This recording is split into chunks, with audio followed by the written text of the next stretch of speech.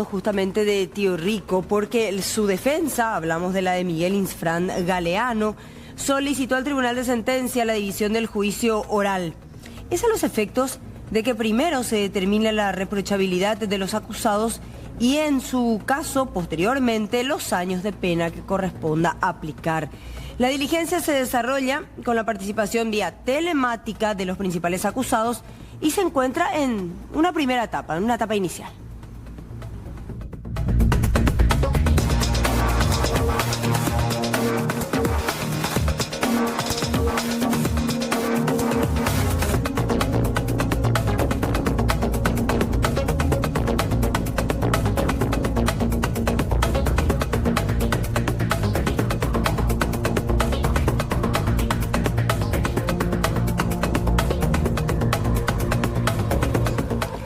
El juez José Armando Mendoza, de hecho, se ratificó en dictar la prisión preventiva de Franco Antonio Acosta Céspedes, que aparece como el dueño de la farmacia en donde se habría comercializado medicamentos abortivos.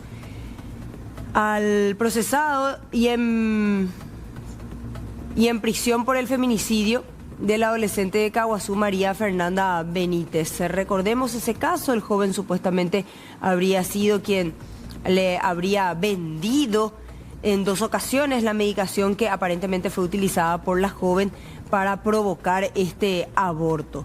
Se ratificó entonces el juez en la prisión preventiva porque había solicitado arresto domiciliario.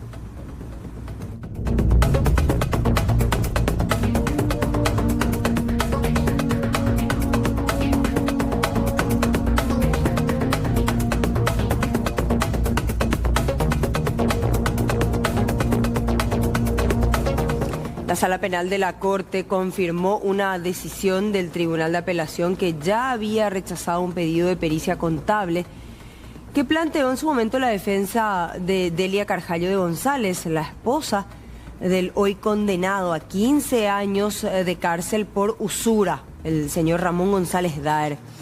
La mujer soporta una acusación por lavado de dinero fruto de la usura. La Fiscalía requiere juicio oral y público.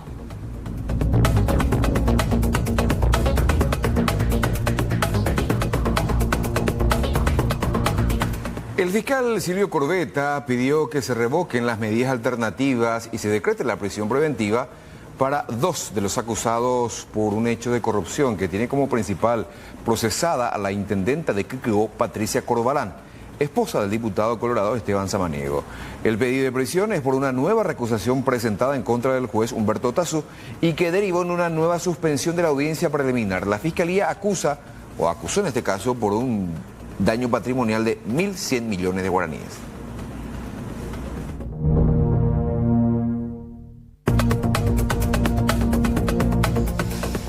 El Senado convocó al presidente del Instituto de Previsión Social, esto ante la preocupante situación financiera del fondo jubilatorio que tiene IPS. El señor Jorge Brites va a tener que asistir, al igual que los 5 miembros del Consejo de Administración, para una audiencia el próximo 28 de julio. Entre las críticas que propiciaron la iniciativa se encuentra el uso de las rentas de las inversiones de IPS para cubrir el déficit, de hecho que eso se hizo el mes pasado, originado en parte por el aumento del haber jubilatorio mínimo entre los años 2020 y 2021.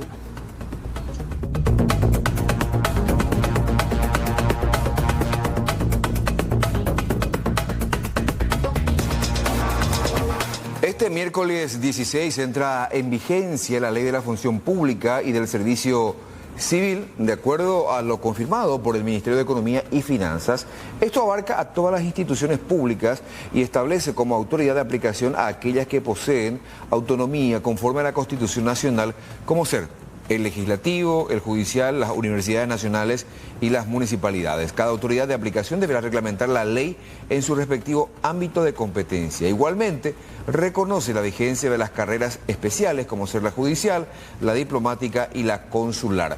La docente en todos sus niveles, policías, militares, la carrera de blanco y otras que se regirán por sus propias normas. Pero hay que decir que hoy se presentaron en realidad acciones de inconstitucionalidad en contra de la ley que establece la carrera pública, el servicio civil.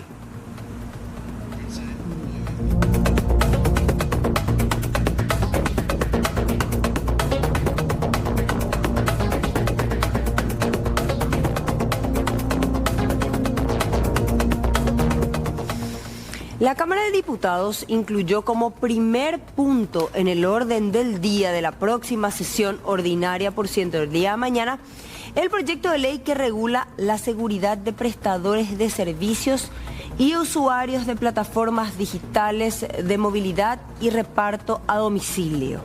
O sea, las aplicaciones para llevarte, traerte a algún lado, o el delivery, como se conoce.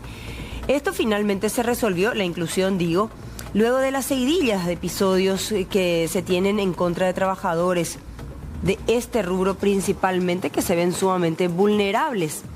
La iniciativa plantea establecer requisitos mínimos para garantizar la identificación real de los usuarios y los trabajadores de plataformas digitales, no solo de servicios de repartos, sino también de plataformas móviles. Pese a la urgencia, está en duda si se puede obtener la media sanción, puesto que ya cuenta con dictamen de algunas de las comisiones, pero todavía se tiene que revisar.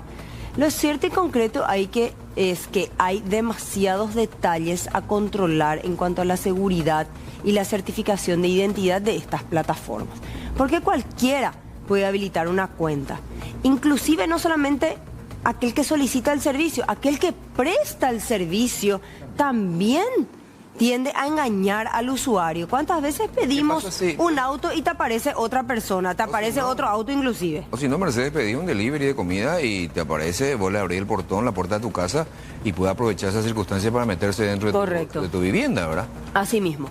Como los otros episodios que vimos de jóvenes que son asesinados, ¿verdad?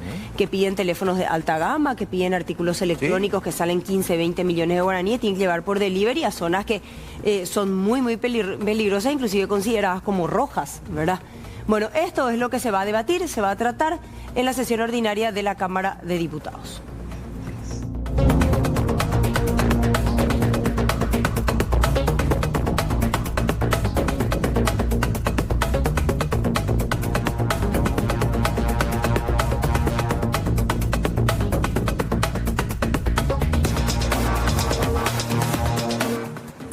El juez Rodrigo Estigarribia admitió la imputación presentada por la Fiscalía en contra del extitular, en contra del expresidente del Senado, Pastor Soria, y de otras 10 personas sindicadas de haber integrado una estructura de coima y extorsión para el otorgamiento de los certificados fitosanitarios, AFIDIS, que son utilizados para la importación de hortalizas. Los procesados son convocados a partir del lunes siguiente, desde el lunes 18, hasta el 25 de julio, para la imposición de medidas cautelares.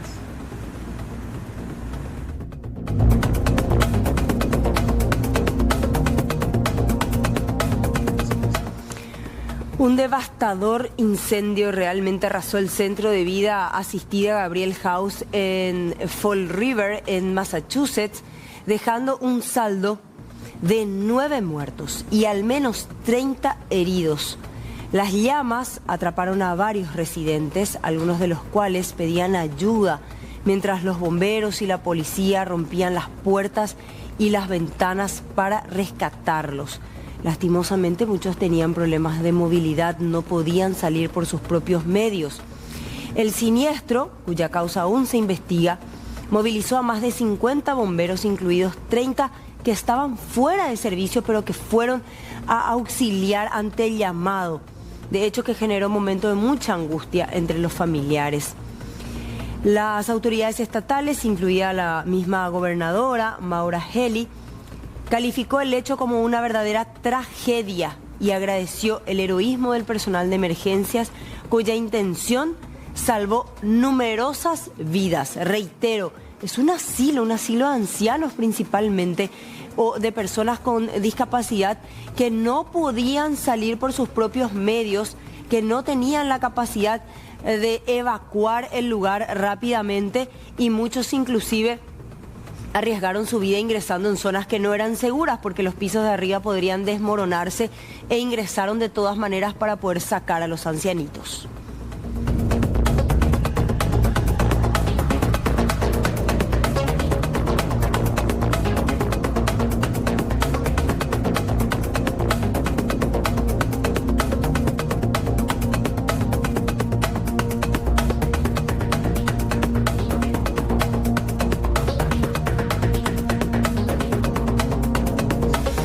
Es muy triste este caso, involucra a una preadolescente de solamente 13 años, quien estaba embarazada y debía acudir al hospital para su parto por cesárea, por cierto.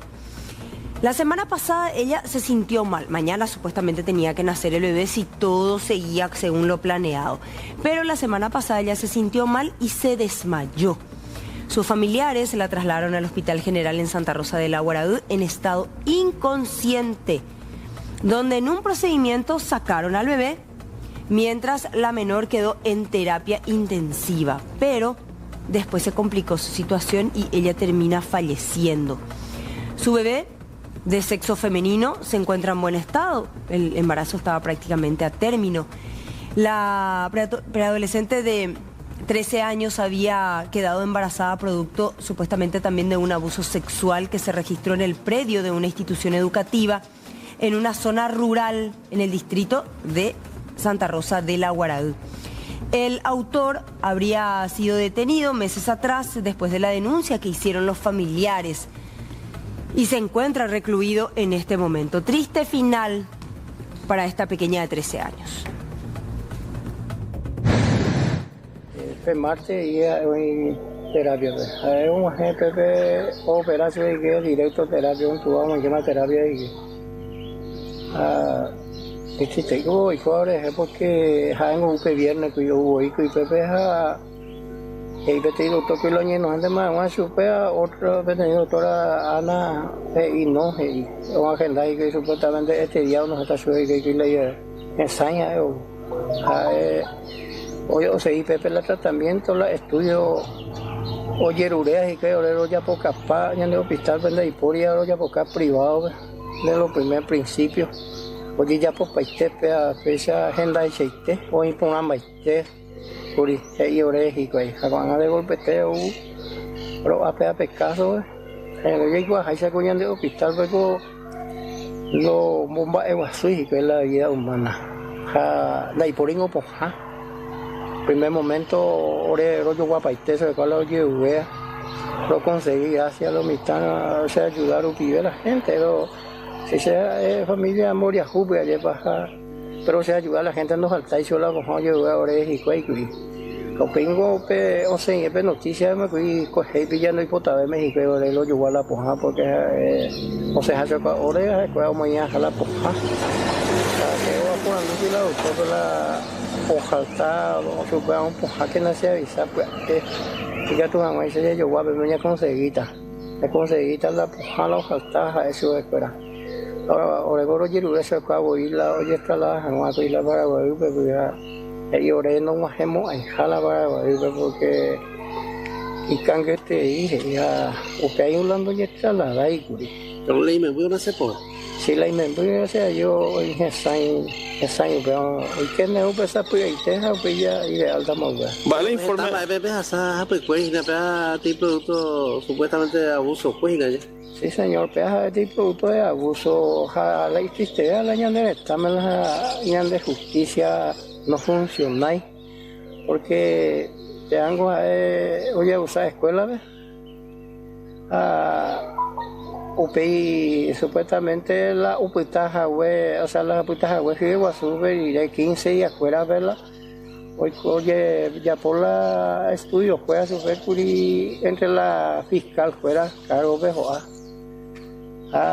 fuera la fiscal mismo, fuera mismo, ahora yo pude oré, la ya eso fue que la ya por antes además que limpieza la humedad ya puede ir la se yo en que hemos habido pero ahora amenazado de mandó cárcel pero ya por cabo porque y 3 meses más a la peor en noviembre a la 3 meses más de Guasú y vengo ya a este y más que o a lo amo a pico a caso incluso una vez coña imputar que lleva o imputación es que IP escuela a pegó ya ni escuela fiscal ya es por eso como va a ver la plata que es la vida humana acá y triste la olla pues y porque los jóvenes 2 meses que cárcel de tipo allá Olivera llegó más suave que ya la como prensa rupive oye revoca llegó y tipo y que supuestamente con a tipo en Jajina Concepción de cárcel pero se la creemos ya porque el año de justicia ya todo es vendido ya unas penas ya de estarme la pechiste pero el año de justicia plata antes de hacer el año de autoridad después fiscales jugué a la unidad baja la derecho ya después año de ya oye pisotea para el tema ¿va acelerado? Ismildo doy Morínigo sea ¿acaso vamos a mí lo que me toca en realidad es una investigación, ¿verdad?, sobre el hecho del supuesto hecho de abuso, ¿verdad?, que había sufrido la menor edad. Nosotros habíamos imputado a una persona ya por ese hecho. El mismo se encuentra en la penitenciaría y está a espera de la audiencia preliminar, ¿verdad? A fin de elevar, creemos de esta parte que tenemos con todos los elementos, ¿verdad?, y mucho más ahora que se agravó con el tema de la muerte, ¿verdad? Porque creo entender una de las informaciones es también por el estado de niña, ¿verdad?, no está tampoco con las condiciones físicas, ¿verdad?, para una condición más delicada, ¿verdad? Lo que nosotros tenemos una investigación fiscal que está en curso, está ya acusado a esta persona y está a espera de la audiencia preliminar. Nosotros solicitaremos la elevación al juicio oral, ¿verdad?, y público a fin de determinar la responsabilidad de esta persona, ¿verdad?, a través en su momento, ¿verdad? La niña declaró en cámara agencia. Sí, había declarado y había también sindicado al autor en aquel momento, ¿verdad? ¿Se había dado también a la fuerza eso? ¿En qué circunstancias se había dado el abuso, doctor, según la...? Según la información, era, si mal lo recuerdo, era deportista, jugaba fútbol y se encontraba en la cancha con él y creo que fue en esos momentos fue que ya había, o sea, en uno de esos días, uno de fin de semana, es lo que había ocurrido el hecho, ¿verdad? Y vamos a seguir hablando de mujeres embarazadas que tuvieron un trágico final.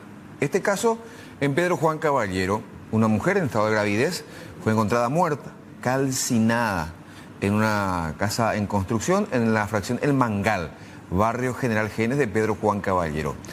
La identidad de la mujer, Lucía Carolina Escobar Ortiz, quien tenía 5 meses de embarazo y que el año pasado ya había sido herida con un arma blanca por parte de un hombre y lastimosamente la mujer sería usuaria de drogas. Su pareja actual, Sergio Centurión, está recluido en una comisaría por un hecho de hurto ocurrido el pasado jueves y dijo que el sospechoso de la muerte de su pareja sería Jorge Armando Domínguez, quien habría actuado por venganza y que sería el padre del bebé que Lucía llevaba. Por el estado en que se encontraba el cuerpo totalmente carbonizado, fue muy poco los datos que podemos obtener de ellos.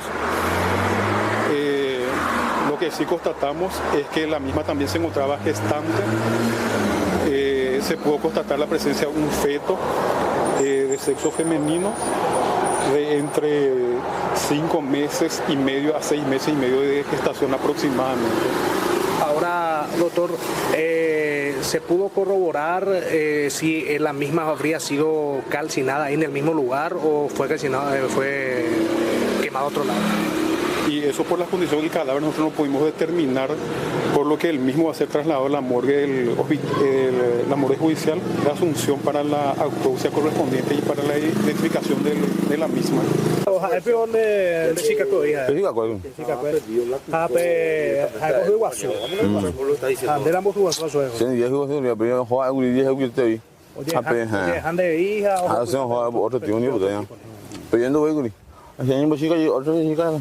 Otro llega la chica con Ambas Sergio de acusante de la de ¿Se con de cuál la sesión nunca? de cuál más para la serie. De besado ya tía vuelve puñal. Porque se besaba, se va. Nos hablamos de un tendem para la ya. Sigo no la no más que de lejos sí. Ese sí con el bebé. A lo que vive viernes en la vez dice no tiene para plata esa mesa de mi hijo. O sea, Mauri, yo te me viene a la es. Ah, la cuñaje va son de güey allá. Sí, güey, no sé allá. Ah. No, pero más que tiene la idea. Amba él debe pensar ya poco, ¿no, Jorge? Ya, usted me negó la luz del cuadro. Ah. Nunca te me dice nada. ¿Alguna cosa bien? Apa nunca no tiene problemas de disco aéreo pero año 10. Nah, peñale. Oye, sin saber, tú para allá por ni denuncia por no sin saber. O sea, la noticia ahí se ya ahí. Que antes les ayudaba ahora no entiende ahí. Coger a una celenda de Curihan, dos hijas. Porque donde me hacen la noticia, la foto de mala sacarse y que hacer con la sentido la llames a ver si la pueden. De regalo se te cuello viernes. Viernes donde visitar, güey. Sí, visitar, hacer reglas la pueden ya se tipo un será. Viernes donde me la cuello. Viernes para. O pueden hacer un juego, o pueden uribe pujar y se le da urusita galletitas yogur. Te viene pujar yo. O pueden dice amor, tú sabes descansar dice. Bueno, me tengo que descansar, yo pujaré voy y chayito a las 7 dice, a veces a las 7 a ponerse Yahoo, como contigo se la ve, a los subiendo, hija, porque caro tema, ¿no? A ver, de guardia, lo recuerdo, coge y con foto, ¿cuál dice? ¿Qué fue? ¿Pasa con foto? Yo dice, mañana la foto le a mañana dice hermano y me dice, hermano dice, cabe cuñada dice, a ver, me dice, cuñada de Guasúa dice, mañana hacerle ese cuadro y cuando hacer la otra vez y cuando sea yo me hice la noticia de que pedimos pues coño en 10 Sergio de Pedro Galino. La siguiente información nos lleva hasta el departamento de Itapúa en un choque gravísimo frontal entre un camión de gran porte y un automóvil. Lastimosamente hubo una víctima fatal.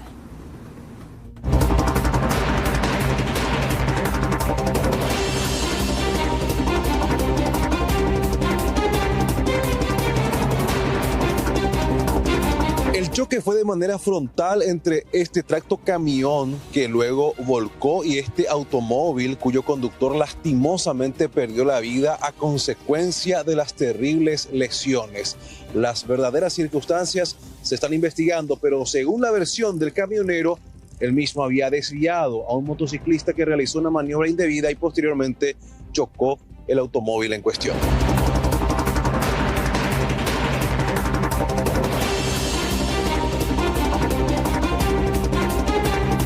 Sí, lastimosamente, nuevamente, la ruta se cobra una vida, en este caso en un accidente con derivación fatal, choque de un camión semirremolque contra, en este caso, un automóvil.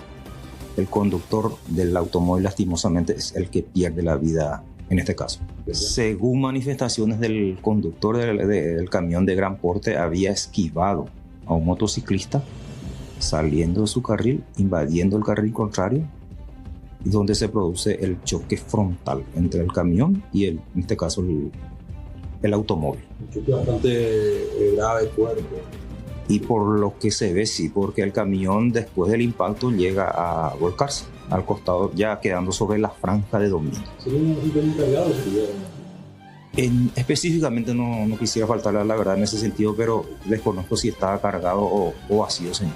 El conductor fallecido es el señor Carlos Alberto Otero Ruiz Díaz. Según manifestaciones del interviniente, tiene su domicilio acá en la ciudad de Encarnación. Por supuesto, es en forma preliminar. De momento, este informe que yo tengo a mano acá, se procedió a realizar la prueba del alcoholemia del conductor del camión de gran porte, dando como resultado negativo. Choque de vehículos con desgracia personal fatal.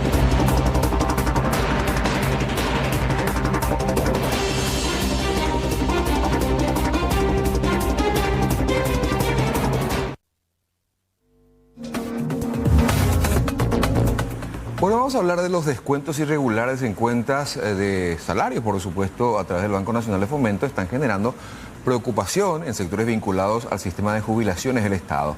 Se denuncia que se estarían realizando cobros sin el consentimiento de las personas, obviamente, afectando directamente los ingresos de los funcionarios públicos.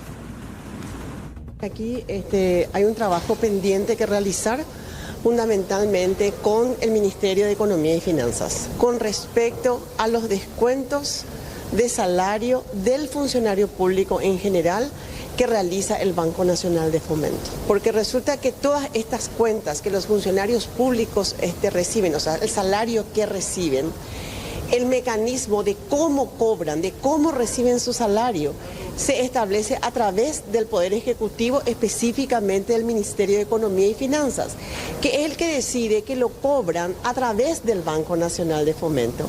Y el Banco Nacional de Fomento tiene que respetar de que esa cuenta del funcionario público es una cuenta salarial, no es la de un cliente común. La sugerencia que yo di a la comisión, después de haber trabajado 5 años en este tema, es de que necesariamente la directriz y los acuerdos tienen que partir desde el Ministerio de Economía. Estamos viendo que el director de jubilaciones está poniendo problemas. Y lo mismo estamos viendo también con el Banco de Fomento, donde todavía no recibimos una respuesta. Al Banco de Fomento sí le vamos a convocar a la gente, al presidente, al director del Banco de Fomento, a los directores del Banco de Fomento les vamos a invitar a una reunión. Y bueno, finalmente si esto no se resuelve, hay que decir que estas entidades, particularmente la Dirección de Jubilaciones y el Banco de Fomento, están haciendo descuentos que no corresponden, están obstaculizando, están disponiendo sin autorización de dinero que no les pertenece, y eso es delito. Así que en su momento, si esto no se resuelve, la comisión va a tener que hacer denuncias penales. A propósito de la mafia de los pagarés, para mañana a las 8, frente a la sede de la Corte Suprema de Justicia, en realidad frente al Poder Judicial, se presentará un pedido de audiencia dirigido a los ministros de la Corte con el objetivo de abrir un canal de diálogo institucional sobre los graves prejuicios causados por embargos judiciales irregulares vinculados al esquema conocido como la mafia de los pagarés. Por ejemplo, ¿qué es lo que van a exigir precisamente mañana durante la movilización? Y ni qué decir si es que la Corte decide recibir a todas estas personas. Por ejemplo, una respuesta inmediata y efectiva a las víctimas de este esquema de cobros abusivos. Reclamar una investigación transparente y sin presiones.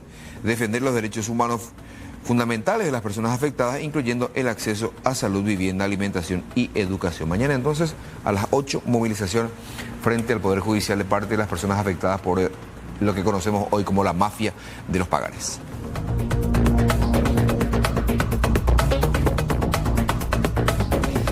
Queremos compartir con ustedes la imagen de una joven que se encuentra desaparecida. Ella es Claudelina Montserrat Núñez, tiene 16 años y desde el 9 de julio absolutamente nada se sabe de ella. Es de la zona de Upané, su familia está profundamente preocupada, así que para cualquiera que pueda aportar alguna información que lleve a su paradero, pueden comunicarse con Alicia Coronel al 0986-500-386. Cualquier dato puede ser clave. Ella es de constitución robusta, de estatura mediana, de cutis morena, de cabello encrespado, color negro. En el momento en el que se la vio por última vez tenía un pantalón negro de jeans, un abrigo con capucha color negro.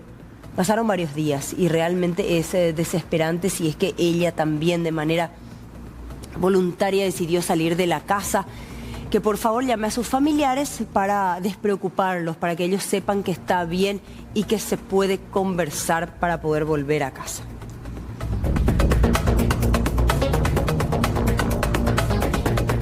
A los cuerpos de las 3 mujeres muertas en Capiatá, a esta mujer de 36 años, a la madre de ella y como así también a la hija de tan solo 9 años de edad.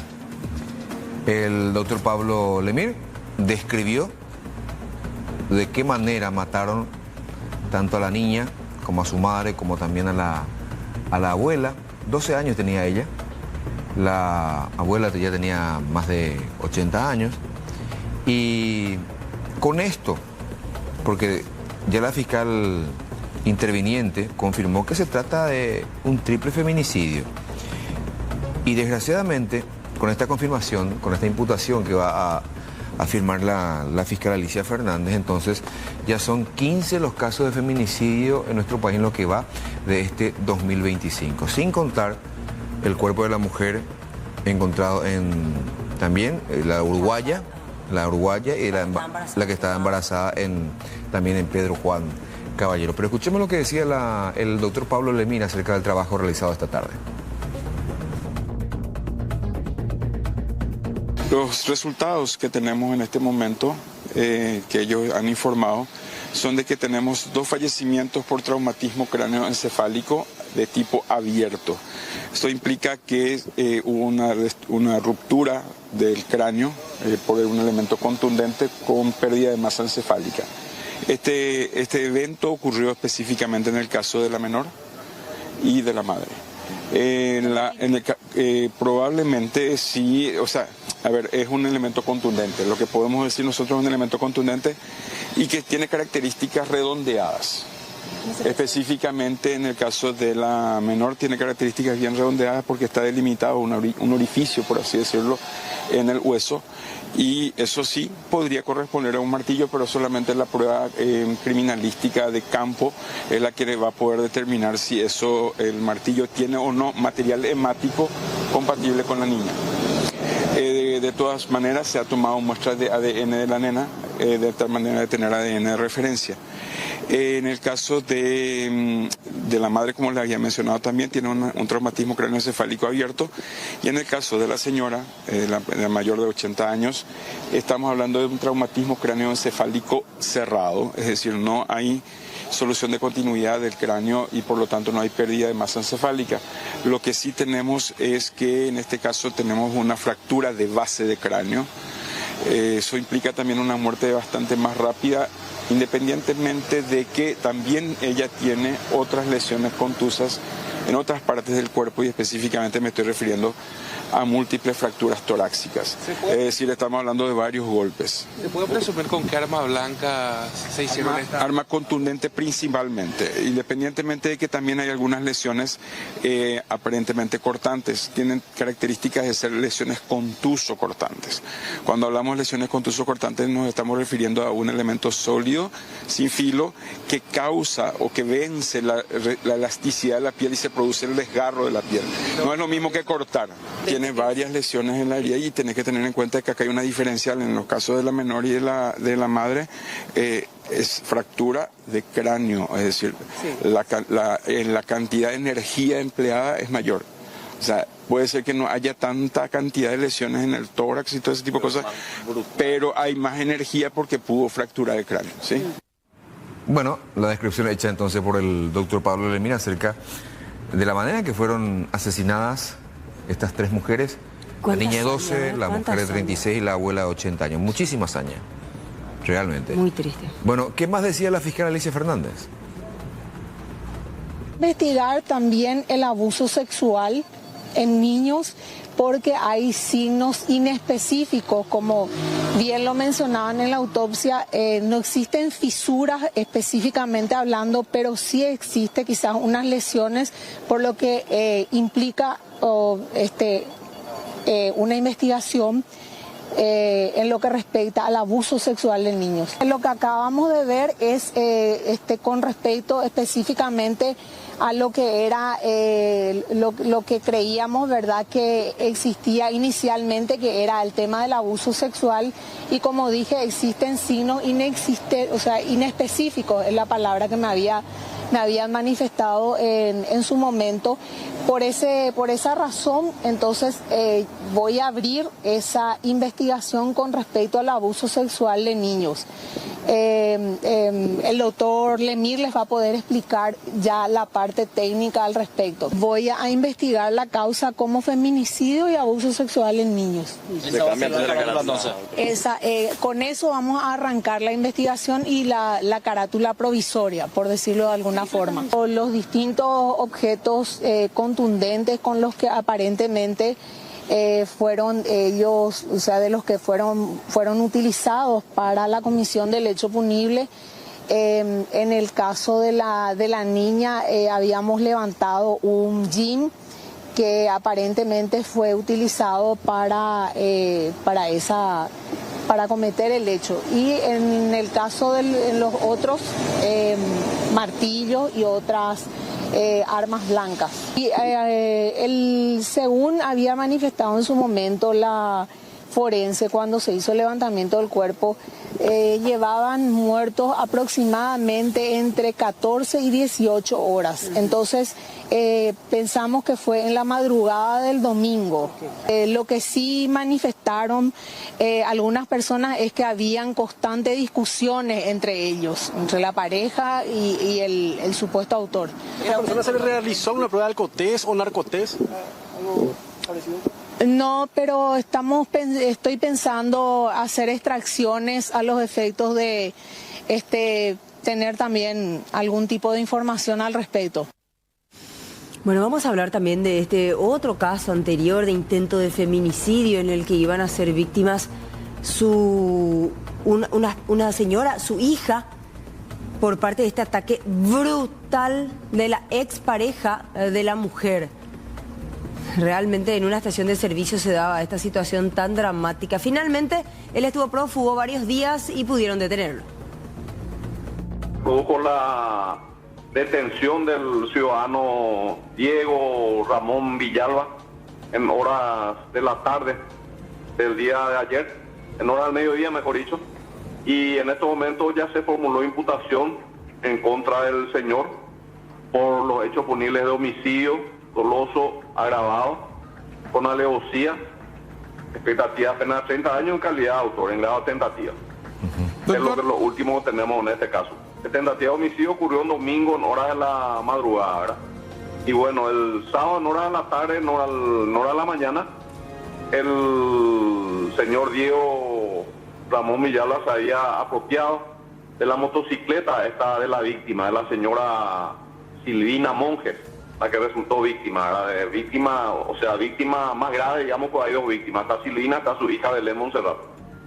Y a raíz de esta apropiación, la señora Silvina formuló denuncia en contra de este señor Villalba ante la comisaría, lo cual motivó el enojo de este señor, a raíz de lo cual él mismo habría perseguido o hostigado de una manera durante toda la noche de ese sábado a la señora Silvina Monje, a su pareja y a su hija, que estaban compartiendo momentos de esparcimiento, digamos, en distintos lugares de Quindío, ¿verdad? Se fueron a un lugar, fueron increpados, creo que ahí se le echó al señor Villalba, al imputado en este caso, y posteriormente por la calle nuevamente se cruzaron y volvió a proferir amenaza contra esta señora, a raíz de lo cual ellos decidieron irse hacia la zona de la estación de servicio de Calama, estación de servicio muy conocida en la zona de Quindío, al salir del pueblo. Y ahí nuevamente apareció el señor Villalba y tras una breve conversación así en forma imprevista agarró y al acercarse totalmente por la víctima desenfundó un puñal y con el que le propinó la estocada a esta señora y a su hija, ¿verdad? Eso es más o menos el relato. Lo nuevo también que tenemos en este caso es que la señora en este momento, la hija ya está alta, la hija Belén Montserrat, pero la señora sí en un internada, ¿verdad? Está internada y creo que se está haciendo colecta de sangre, todo para la señora. El gobierno prepara un paquete de leyes económicas, unas 7 más o menos, para atraer inversiones, facilitar exportaciones y modernizar el Estado. El presidente Santiago Peña se reunió con autoridades del Congreso y sus colaboradores del área de economía para definir los detalles. Bueno, yo todavía no vi ninguno, pero sí me preocupa inicialmente cuestiones como anunciar que la Senatur forme parte del Ministerio de Industria y Comercio. O sea, hay que ver los fundamentos. El achicamiento del Estado no se da por mera fusión de ministerios. De nada sirve decir discursivamente achicamos, fusionamos ministerios, metemos miles de operadores igual, no achicamos absolutamente nada y encima tenemos instituciones en peor funcionamiento que antes. Seguimos creciendo en deficiencia, en ineficiencia. Sí, el líder de la bancada oficialista informó que efectivamente van a presentar varios proyectos de leyes. El próximo lunes vendría el ministro de Economía a hacer la presentación oficial. Nosotros solicitamos de que se dé tiempo para que se pueda analizar porque son leyes eminentemente técnicas y que van a tener impacto en la ciudadanía. Entonces, Ese es el pedido que le hicimos a los colegas del oficialismo, que no traten a tambor batiente como nos tienen acostumbrados, sino que podamos se dé un tiempo prudencial para analizar y socializar, por sobre todo con la ciudadanía, eso de cada proyecto, leyes tan importantes como el tema de transporte y otras que habla del tema de modificación del sistema de jubilación, ¿verdad? Eso no podemos nosotros a las apuradas tratar. ¿Cuándo? De la tarde, los componentes del CODI, del Comando de Operaciones de Defensa Interna y de la FTC ofrecieron una conferencia de prensa acerca de todo lo que encontraron en el campamento del EPP, en la cordillera del Maracayú. Impresionante. Departamento... ¿Tenemos imágenes del campamento? De la cordillera, de Canindeyú, digo. Sí. Donde finalmente se confirmó la muerte de Rubén Darío López Fernández, alias Loro, considerado uno de los más sanguinarios integrantes de esta organización criminal. Había ingresado, ahí está la fotografía de él, había ingresado en el 2012, se lo apresó, como logístico primeramente, se lo apresó en el 2023. Se escapó de la cárcel regional de Concepción junto a otros 2 integrantes del PCC, y a su paso habían matado a un guardia penitenciario. Y desde ese momento ya se adentró a los montes. Él tiene que ver también con ese ataque a la comisaría, ¿te acuerdas? Sí, se le atribuyen varios asesinatos, al menos 15 hablan los investigadores. Y vayamos al plano completo de todo lo que encontraron. Impresionante todo lo que había en ese campamento, sí, que hasta yo te diría, no era tan improvisado. No, estaban todos. Fíjense, el arma que tenía, numerosas armas, radios de comunicación bastante modernos. Sí. Tenía consigo, fíjense lo que es. Y se confirmó su fallecimiento. El cuerpo lo están trayendo aquí a Asunción. Para hacer la autopsia. Sí. Fíjense, eso que sería como... El amarillo es un generador para acoplar. Generador, sí, para hacer soldadura, en fin, de todo encontraron. Uniformes, anotaciones, libros, computadoras, de todo. Se dijo también que una mujer fue herida, incluso muerta, que se trataría de Magna Mesa, pero ese extremo no pudo ser confirmado por las autoridades, por supuesto, porque aparentemente uno de los agentes intervinientes dijo, yo le di a Magna Mesa, yo la vi caer, y que ahí vino Rubén Darío López Fernández, alias Loro, como para arrastrarla, llevarla, auxiliarla, y ahí él recibe los disparos letales. Y termina cayendo él, abatido. Bueno, y probablemente después hubo un retroceso, un repliegue de las fuerzas de seguridad, porque uno de ellos fue herido también. Se trata del suboficial Aníbal Alfonso Frutos, de 36 años, quien ahora ya está fuera de peligro, y ese repliegue habría sido aprovechado para llevar el cuerpo de Magna Mesa, que probablemente no estaba muerta, y la llevaron. Y hicieron de vuelta hoy una búsqueda y no pudieron localizar. Rastros de sangre se encontraron, sí, pero después esos rastros desaparecieron. Vamos a escuchar lo que decían los intervinientes. Esta operación surge de febrero del 2024 por medio de una operación de inteligencia que estamos realizando todos los días con el Batallón de Inteligencia Militar, donde informamos en su momento, en febrero del 2024, que nosotros identificamos a LPP dentro de la reserva en Maracayú.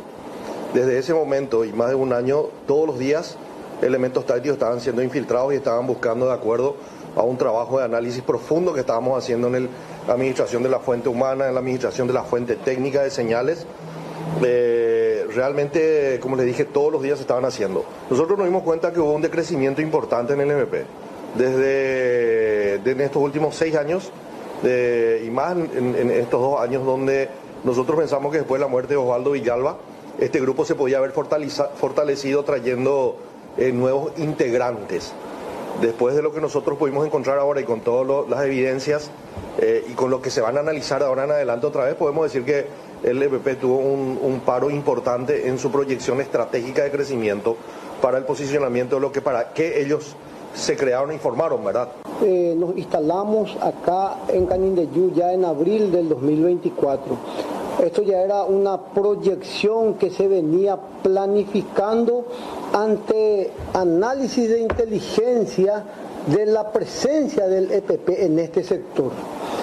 Eso se materializó puntualmente el 3 de mayo pasado con el atentado que ellos han realizado en la subcomisaría de Huirarobanaí, independientemente a la incredulidad de los lugareños de que el EPP podrían estar operando en el sector. Ahora bien, este es un punto muy importante, porque el 3 de mayo fue el punto de inflexión para que la Fuerza Tarea Conjunta, en relación a ese evento que sucedió, ¿verdad? Antes que nada por directiva del comandante en jefe se intensificaron las acciones. Nosotros hasta hoy día tenemos patrullando la reserva del Maracayú en búsqueda del EPP, más de 5.000 hectáreas.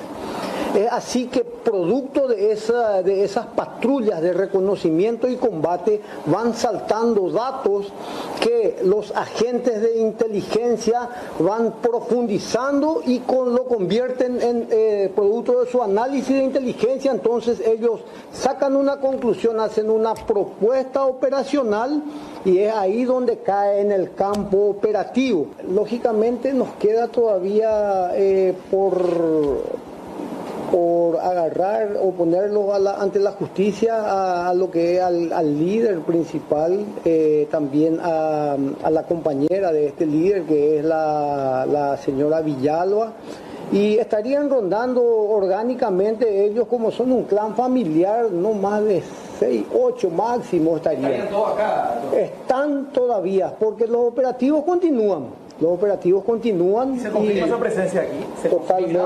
Totalmente.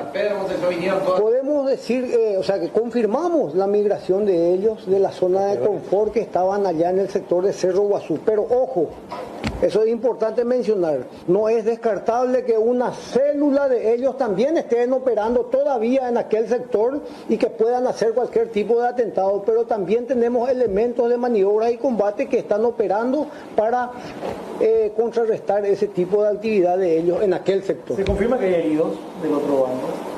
Es evidente por la potencia de fuego y el poder relativo de combate desde las fuerzas intervinientes contra ellos, evidentemente que no solamente un abatido pudo haber. Como les mencioné, los operativos continúan, tenemos canes de guerra que están haciendo los rastreos apropiados con los, ¿verdad? Tenemos que destacar la pericia de los mismos en los bosques. Disculpen el guaraní y valeico y la caduque, ¿verdad? Eso hay que destacar, pero hay que considerar también los años que vienen ya viviendo en los bosques, ¿verdad? Entonces, pero los operativos continúan y estamos detrás de probables heridos. No es descartable. Un personal policial, si bien estaba en su día libre, lo que hizo es reprochable. Esto pasaba en una discoteca, él llegaba durante el fin de semana, plena zona céntrica de Ciudad del Este. Reitero, policía que se encontraba en su día libre y que termina disparando contra la fachada de una discoteca luego de que le hayan invitado a que se retire del lugar. Supuestamente él presta servicios en la dirección de policía de Caaguazú. Yo disculpa a los vecinos, son situaciones que se escapan de nuestras manos. Lamentablemente estamos en un país donde existen varios tipos de personas, ¿verdad? Donde son personas desubicadas, personas malvivientes. En este caso fuimos víctimas de un policía, ¿verdad? Pasamos momentos de terror. Lamentablemente hubo personas que recibieron vidrios por la cara al impactar la bala por una de las ventanas, y es muy triste realmente, ¿verdad? pensamos a los personales de seguridad que vienen a exponer sus vidas. Y ahí uno piensa y dice, ¿verdad? ¿Será que vale la pena realmente exponerse por un salario mínimo y saber que estamos en un país con mucha inseguridad? Y peor aún, un policía, ¿verdad? La forma que actuó. Prácticamente fue un intento de homicidio ante mis personales de seguridad. ¿Qué iba a pasar si es que una de las balas impactaba en la vida de los personales de seguridad? Y hicimos la denuncia como corresponde, sindicándole al policía, ¿verdad? Gracias a las investigaciones pudimos identificarle y esperemos también que las autoridades puedan hacer su parte, ¿verdad? Los de la fiscalía, y ojalá que haya justicia realmente, porque hubo tres vidas a borde de la muerte y es un hecho muy lamentable. Pasamos, como te dije, ¿verdad? Vuelvo a repetir, un momento de terror, de miedo y es un hecho muy triste realmente, ¿verdad? En la zona céntrica de Ciudad del Este, un personal policial donde se le invitó a que salga de dicha discoteca, ¿verdad? Por lo que seguramente se ofendió por ese motivo, ¿verdad? Salió del local sin ningún problema, abordó su vehículo y al pasar frente a dicho local efectuó 2-3 disparos por el mencionado local, acertando, ¿verdad? Algunas puertas del blinde que le pertenecía a este lugar. Según los datos que los datos que tenemos, o sea que está a cargo de la Dirección de Policía del Departamento de Caguazú, libre de servicio. Se pudo identificar este personal policial, donde ya fue comunicado todo bajo nota a la Fiscalía, también asuntos internos de la policía, para que puedan tomar intervención. Yo creo que con el transcurrir de los días de esta semana ya va a tener ya algunos resultados, o se va a hacer llamado ya acá en la Fiscalía, especialmente la Fiscalía de Alto Paraná, para brindar declaración de lo que había pasado. 2 hermanos lastimosamente perdieron la vida después de un trágico accidente de tránsito. Este se registró durante el fin de semana en el distrito de Trinidad. Ambos viajaban en una motocicleta hasta que colisionaron violentamente con el conductor de esta camioneta que vemos en imágenes. El hombre de 23 años y el menor de 17 años desgraciadamente perdieron la vida de manera instantánea.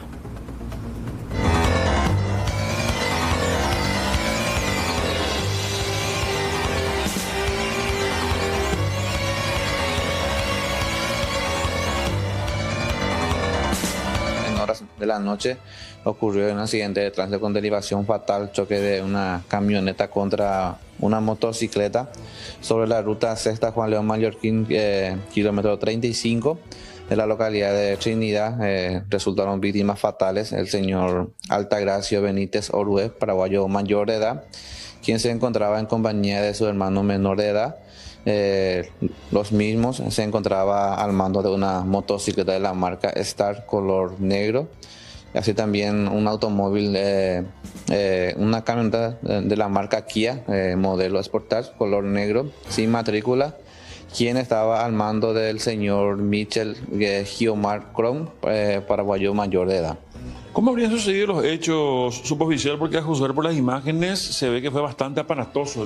Sí, así mismo, el accidente ocurrió en forma frontal, según manifestó el conductor de la camioneta a los intervinientes que circulaba por la citada ruta. En momento dado, al alcanzar una curva, le sale al paso la motocicleta, chocando en forma frontal, y de cuya consecuencia se produjo el deceso de ambas personas. Ahora, el fallecimiento se dio de manera instantánea en el lugar del hecho. Así mismo, en el lugar del hecho, así también en el lugar del hecho acudió el agente fiscal abogado Meji Udagawa, en compañía de la médica forense doctora Cris Núñez, quien es diagnosticado como probable causa de muerte de ambos occisos, politraumatismo grave.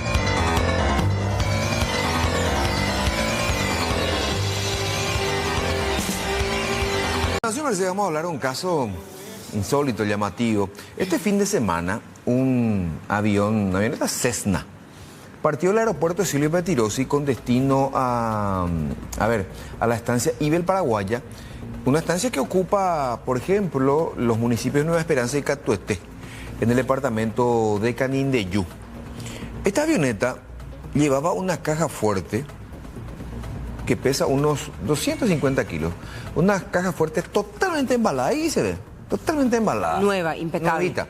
Aterrizó el avión allá en el establecimiento, Ibel Paraguaya, y dicen los pilotos que fueron encañonados y secuestrados, y los secuestradores les exigieron que sean llevados a Bolivia. Con la caja fuerte. Con la caja fuerte. O sea, se paseó la caja fuerte por todo. Iban ya volando unos 30 minutos cuando el piloto le dice a los secuestradores, supuestamente, con el combustible que tenemos no llegamos a Bolivia. Bueno, le dijeron en Loma Plata podemos reabastecernos. Sí.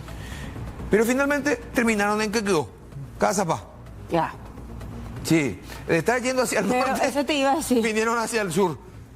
Opuesto. Y bajó el avión y estaban ahí los pilotos, los secuestradores supuestamente, y los vecinos ya otra vez pispando. Acá hay algo raro. Llamó a la policía. Cuando ya llegó la policía, bueno, uno de ellos corrió y fue detenido un hombre, uno de los supuestos secuestradores de 77 años.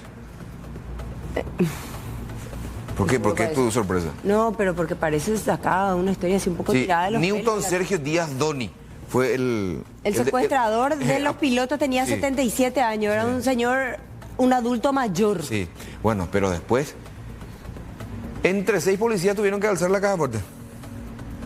Y era, esto tiene oro, esto tiene dólares, esto tiene cocaína. Al final, ¿qué pasó? Hoy se abrió la caja fuerte. Vacía. Ahora, espera, vamos por partes.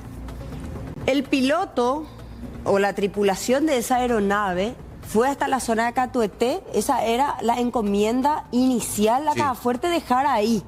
Y ahí no los recibió nadie. Y no, o sea, por lo menos ahí tenían que haber bajado, ¿verdad? No sé si se tenían que ser recibidos por alguien ahí, ¿verdad? Pero ese era el destino. Una caja fuerte nuevita, carísima, sale una fortuna esto. Ahora, la pregunta del millón es, ¿qué quieren guardar en la caja fuerte? No sé, y ahí está, vacía la caja fuerte, después de que hubo tantas especulaciones. Bueno, realmente llamativo. Terminó la reunión tripartita entre empresarios, viceministerio del Transporte y Dirección del Trabajo. Habla el director del Trabajo. El día viernes a las 12 horas, donde esperamos que estas conversaciones puedan tener un final feliz para que la ciudadanía esté lo menos afectada posible si es que se llega a hacer o no la medida de fuerza. ¿Cuál es el inconveniente que no les lleva todavía ahora a llegar a un acuerdo, viceministro? ¿Qué es lo que plantean ambas partes? Hay cuestiones que necesariamente tanto la CETRAPAN y UCETRAMA debe consultar con sus asociados.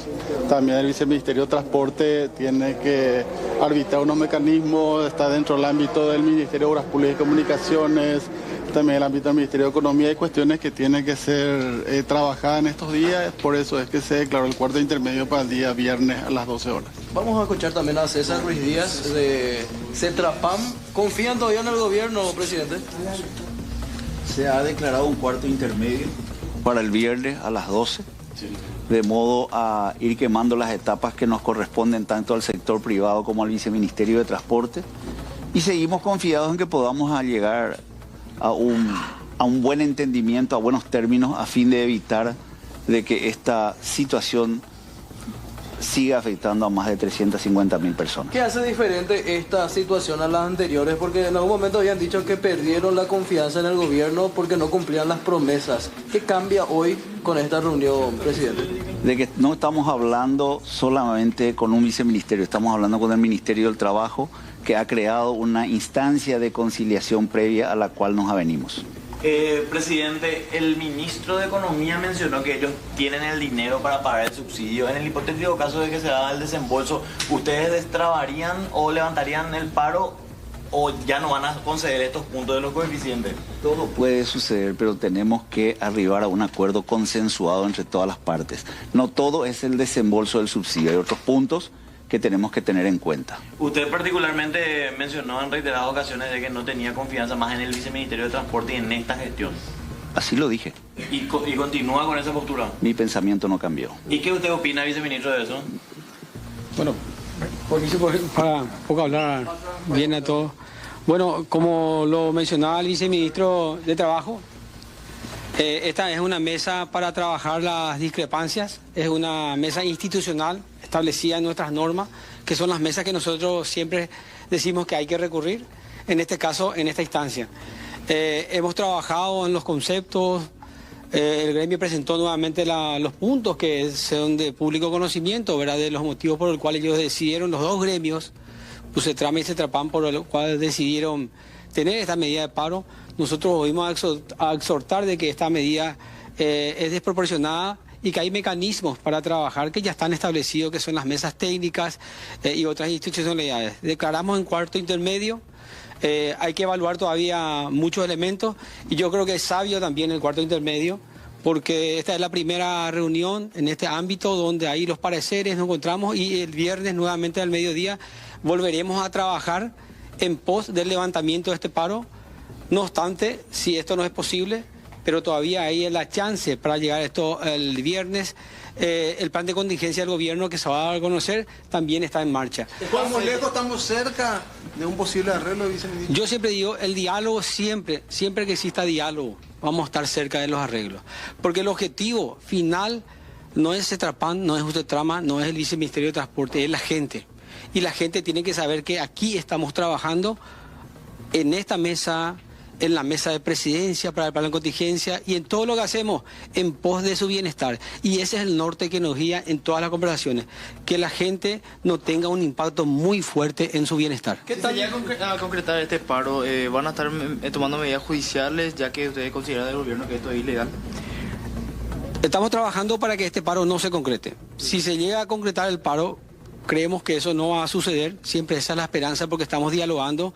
Hay un plan de contingencia para que ningún ciudadano tenga prohibido la movilidad en los días de paro. Este plan de contingencia es la seguridad que le damos desde el gobierno. Hoy tuvimos una reunión con el presidente de la República, más de 10 entidades del Estado, y el presidente nos dio la instrucción de que ningún ciudadano tenga problema en su movilidad los días de paro.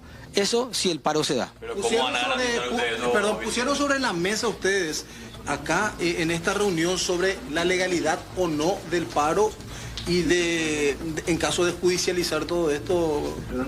No, esta no es la instancia para medir la legalidad de la medida. No, yo sé eso, pero ustedes indicaron que existe la posibilidad de judicializar el paro.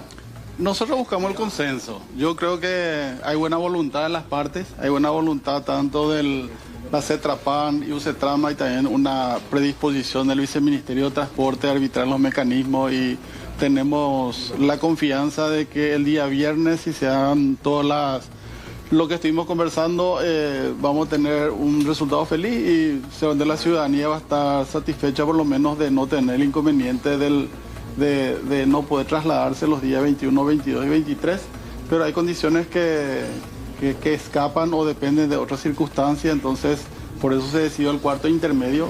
No quiero arriesgarme a hablar sobre legalidad o ilegalidad. Nosotros siempre pregonamos del Ministerio de Trabajo que hay un derecho constitucional establecido en el artículo 98, tanto para trabajadores y la patronal, de ir a una medida de fuerza, siempre y cuando eso se adecue dentro de las normativas legales. Viceministro, ¿conciliaron ustedes los números acá sobre el tema subsidio? ¿Cuánto es lo que debe el gobierno? Porque suele haber diferencias del monto de lo que dice CETRAPAN y de lo que dice el gobierno. ¿Conciliaron ahora esos números? No trabajamos con los números específicos de cuánto es, si es 3, 4, 8, no trabajamos ese tema específico. Lo que trabajamos es, y lo que el gobierno ya dijo antes inclusive de esto, que se va a honrar los compromisos de pago de los subsidios como se vino haciendo desde el inicio del gobierno, a pagar 6 meses de cuenta atrasada. Dicen 9, ustedes dicen 3, a veces dicen 7, ustedes, por eso. Este es el momento ya que están frente a frente. ¿Quién miente? No, lo que nosotros decimos desde el gobierno es que hay un decreto que establece la forma en pagar. Y ese decreto establece que la operativa se paga por mes vencido. Viceministro, ¿cuál de los 3 puntos, cuál es la tuerca que está más dura, viceministro? Si puedo hacer una valoración, porque yo creo que si pusieron todos los puntos, los gremios son todos importantes para ellos. ¿Verdad? Si me atrevo a hacer una valoración. ¿Qué es lo que más está ahora mismo, digamos, complicando y esa valoración también, por quizás los temas más recurrentes, son la actualización de las tarifas, ¿verdad? Y ese es un trabajo que hay que seguir haciendo. Y lo que digo respecto a la actualización de las tarifas es que existen mesas técnicas de diálogos técnicos donde las tarifas se actualizan y donde yo exhorté desde el primer día a que cualquier actualización lo correcto es hacer un análisis, un estudio, y si corresponde actualizar, se va a actualizar. Es lo que vinimos haciendo. Quizás la velocidad del gremio dice que es muy lento todo esto, pero corresponde a un estudio, eso lo venimos diciendo. Así que si me preguntan el punto más difícil, de junio más del año complicado. pasado no se actualizaba esa tarifa según se trapaba el viceministro. La tarifa tiene un proceso de actualización por ítem. Se actualizaron 12 componentes. Ya pasó más de un año. Quisiera terminar, ¿verdad? Porque es importante, eso es un tema bastante complejo y complicado, es importante hilar toda la idea. La tarifa se viene actualizando dinámicamente, permanentemente. Se actualizaron varios coeficientes. Se determinaron las tarifas técnicas que se pagan, hay un proceso de compensación, hay un proceso de tarifa promedio. Todo el mecanismo está establecido en un decreto, el decreto 7 y 10 de noviembre del 2023. Y seguimos trabajando en ese criterio. Ahora sí, es correcto, tuvimos una demora desde que comenzó este gobierno. Tuvimos una demora de un mes que fue pagado. Y fue pagado con una demora de 15 días. Tenemos una demora respecto a la operativa de mayo. Y que ya se conversó, se dijo en forma pública por la ministra de Obras Públicas, por el ministro de Economía y Finanzas. Y yo también le vengo reiterando al gremio que se va a pagar. Son inconvenientes. No es una voluntad de no pago, la voluntad de pago se demostró desde el inicio del gobierno, así que estamos en ese proceso. ¿Actualización de pasaje, aumento de pasaje, ministro? ¿Actualización de la tarifa, aumento de pasaje? En absoluto no es aumento de pasaje, una actualización de tarifa. Si hay un paro, viceministro, ¿el Estado qué infraestructura tiene o qué medio tiene para garantizar el transporte en el área metropolitana? Bueno, hoy tuvimos una reunión con varias instituciones del Estado, más de 10 instituciones convocadas por el presidente de la República. Él nos pidió garantizar la movilidad de la gente. Ya tenemos el plan, hoy le mostramos el plan al presidente, nos dio algunos elementos de ajuste y vamos a mostrar a la ciudadanía ese plan a más tardar el jueves. Pero van a sacar vehículos del Estado. Sin duda también forma parte del plan eso. Viceministro, ¿cuál es la tarea que lleva el gobierno después de esta reunión? ¿Qué tienen que traer para el viernes ustedes para cambiar las cosas? Lo que nosotros planteamos en esta reunión es que el Estado tiene la voluntad de honrar sus deudas y eso va a pasar. O sea, ¿se pagaría antes del viernes? Entendemos que eso va a ser así y estamos trabajando para eso y eso manifestamos también aquí en la mesa. Y nuestra voluntad y nuestra tarea, y más allá de este paro... Bueno, Emiliano Fernández, viceministro de Transporte, el viernes se pagaría el subsidio faltante, o una parte importante por lo menos. El viernes va a continuar esta reunión tripartita ahí en la Dirección del Trabajo, dependiente del Ministerio del Trabajo, cuarto intermedio hasta ese día. Y sí, porque en el lapso de 15 días pues se tienen que dar todas las reuniones según la ley. Sí, decía César Ruiz Díaz que estamos... Cualquier cosa puede pasar, decía, sí, en referencia a un probable levantamiento del paro que está previsto para el siguiente lunes. Lo escucho mucho más moderado, flexible, sí, más moderado que aquella vez que anunciaron el paro y que era una decisión totalmente intransigente, ¿verdad? Pues no tenía... Incluso dijo, si no hay aumento, no se levanta el paro. Sí. Bueno, sigue hablando César Ruiz Díaz. Bueno, vamos a más adelante a hacer un resumen completo de lo que fue esta reunión, pero lo importante ya está, cuarto intermedio, y aparentemente están limando asperezas, están apartándose de las desavenencias marcadas en los últimos días.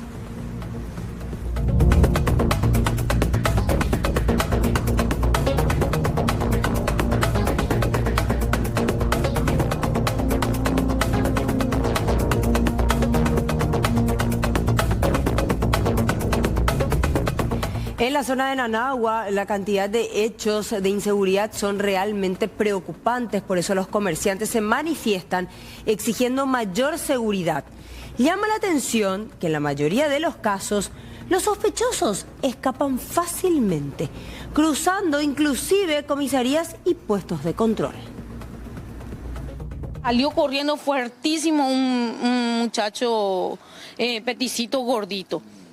Y después le dije a mi hija, cerrá el portón. Y al cerrar este portón que está acá así, iba a llavear porque nosotros siempre mantenemos este llaveado. Sí.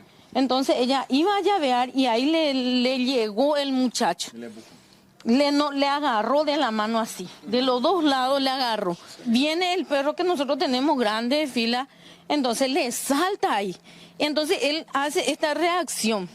Porque yo me quedé ahí cuando ella se quedó, mi hija, porque ella no esperó que nosotros, lo que iba a pasar, porque no le llegó a ver cuando yo le he visto al muchacho. Entonces hace esta reacción, ese muchacho, cuando le iba a saltar el perro, ahí le soltó a ella. Y ahí tuvimos tiempo de correr. Al darme la vuelta a mirar, entonces yo dije que iba a romper todo el blinde que tengo en la puerta de blinde ahí. Empujó y ya entró ya luego de golpe y otro más. Y después yo ya no he visto, me fui corriendo y grito de aquí para allá con mis hijos. Y nos fuimos a la casa de los vecinos pidiendo auxilio, por favor, ayúdennos. Y empezaron a disparar. Yo escuché 6 tiros que hacían. Le dije a la hermana una de la iglesia también, entremos en tu casa porque no llegaron, no entraron, le dije.